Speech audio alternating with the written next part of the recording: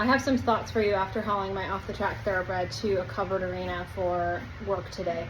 And I only hauled him by himself, so naturally he was a little bit more insecure and a little bit more looky. Plus it's pouring rain and there's doodads everywhere in this arena spinning around. So thoughts are that a lot of people will stop and let the horse look at everything in an attempt to help them calm down faster by seeing everything that might scare them.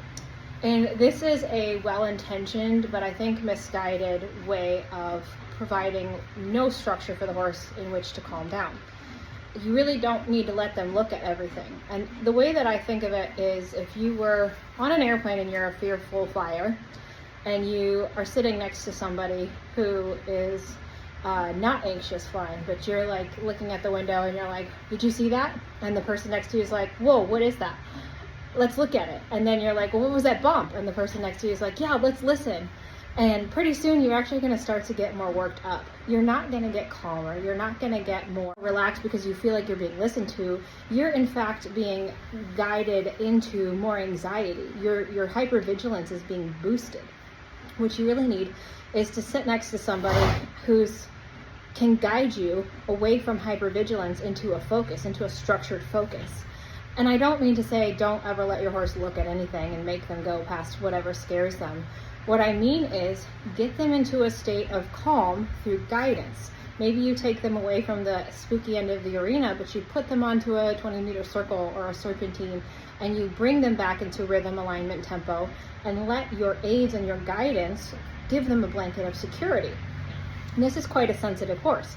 Bringing him to this new place, there's a lot to look at. We're right up against the highway. He's very aware of his surroundings and very prone to hypervigilance. And he's by himself. The reason he's happily munching hay in his trailer right now, partially is because I'm here with him. The second part is because he calms down after that ride because I put him into a structured focus that was fair to expect for him. So I didn't expect anything too difficult, but I just did simple things repetitively until he was able to get calm, and he felt much happier for it. Instead of being me stopping every time he wants to look at something, his back would be a rock, he'd be up in the air. That would be a horrible, horrible ride on a horse like this. So bring him into a state of calm by guiding, and you have to guide simply. You have to guide into something that you can manage, that the horse can do until they start to get calm and get focused. So that's my thoughts for you today, is you don't need to let the horse stop and look at everything. You don't need to feed into a state of hypervigilance. You need to guide and lead into a state of calm.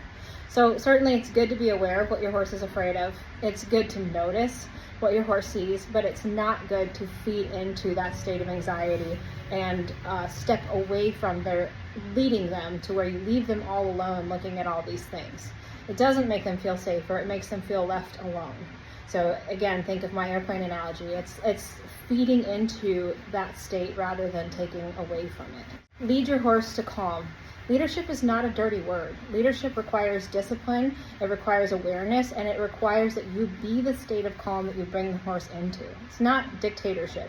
It is guiding the horse into a meditative state, and that assumes that you have the discipline to do that yourself first.